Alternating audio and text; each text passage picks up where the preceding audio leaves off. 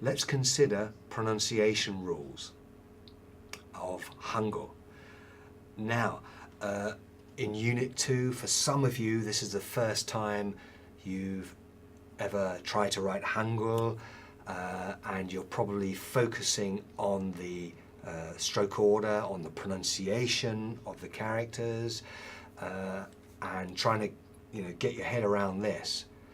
So for these pronunciation rules, complete the exercises today, but don't leave this and forget about this. Come back to it, revisit it in the future.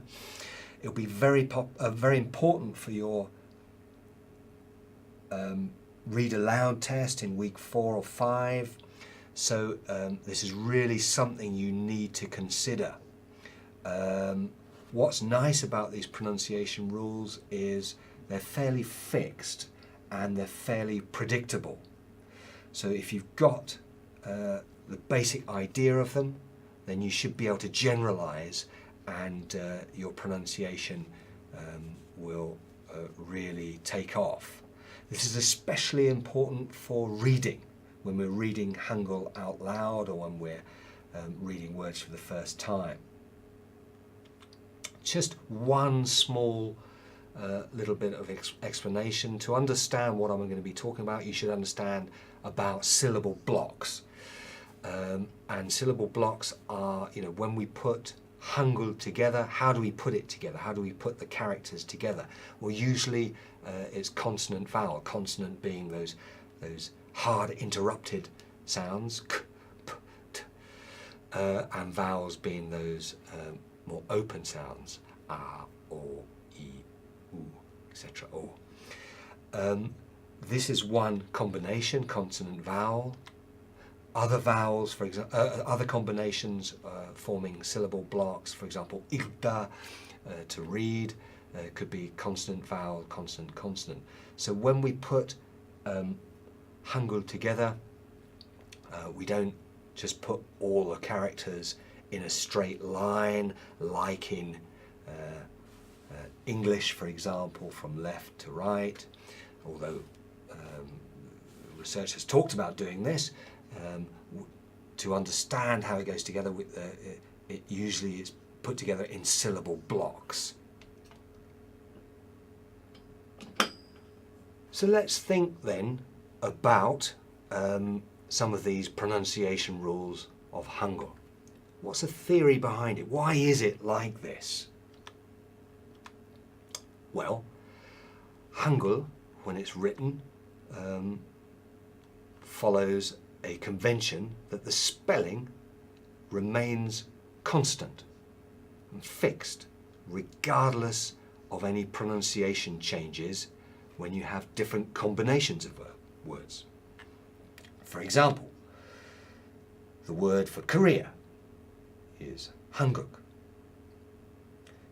and when it's on its own, it's pronounced hanguk, Korea. But when this word is put with other words, is followed by other words, the pronunciation may change. So hanguk, Korea, when it's followed by mal, word or language, to form the combination, the Korean for the Korean language, hangeul, the pronunciation changes. You don't say hanguk mal, sounds silly.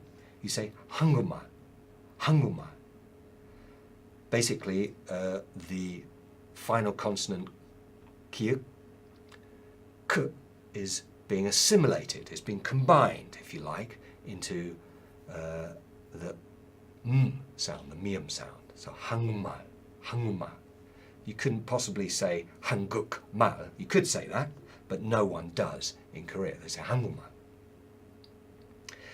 So that's what you basically need to keep in mind, that the spelling of words remain fixed and constant, but the pronunciation shifts. Now you could say, well, that's silly. Why don't you just, every time you change the pronunciation, why don't you just change the spelling? And that's quite an interesting idea. Well, why don't we try that? So instead of having hanguk, Korea. When you have it followed by mal, you just write hangeul, so everyone knows what to say. But the problem would be a problem of reading, because if you see hanguk, you know it's always going to refer to Korea. But if you see hangeul, you wouldn't know what that's referring to at all. So the spelling remains constant, the pronunciation changes. All you have to do is remember when it changes. And there are some really good rules for you to remember, and then you won't have any problem with reading Hangul. Let's have a look now at some of these rules, the most important ones.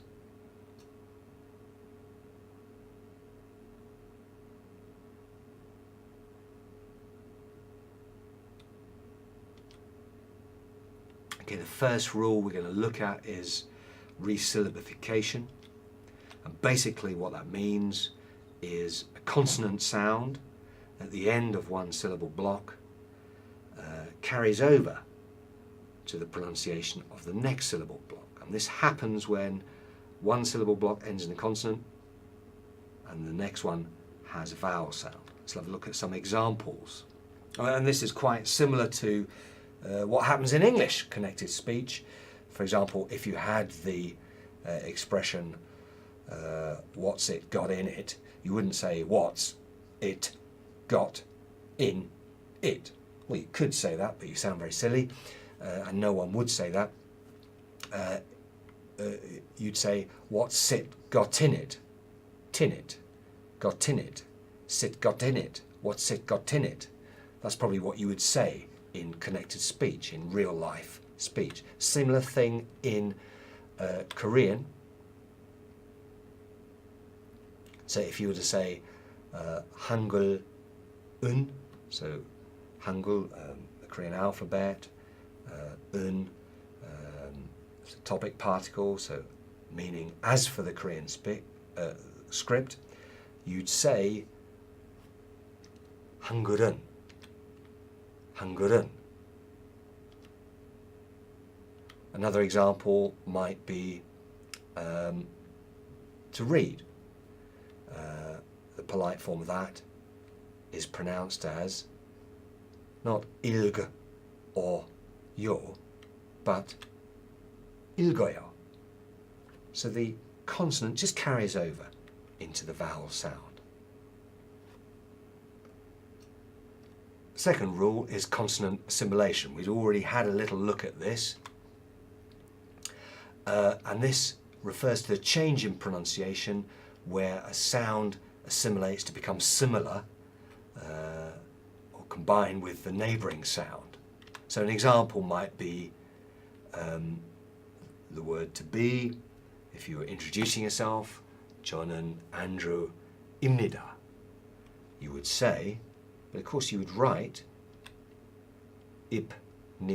But no one would say 입니다. 저는 Andrew입니다. You could say that, but no one does.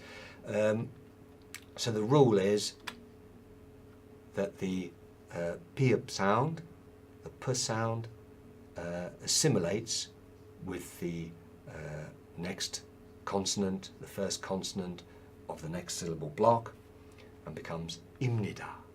입니다. Easier to say, facilitates the pronunciation.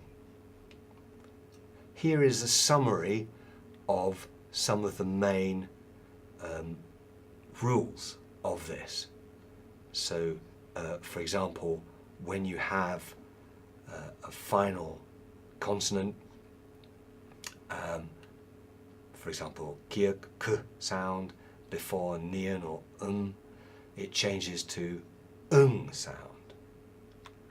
Let's have a look at some examples of that. So, for example, the word hak nyan, hak, which means study, nyan, which means year, together means year of study. So, for example, if you want to say, what year are you in? You wouldn't say hak nyan, you'd say, can you guess?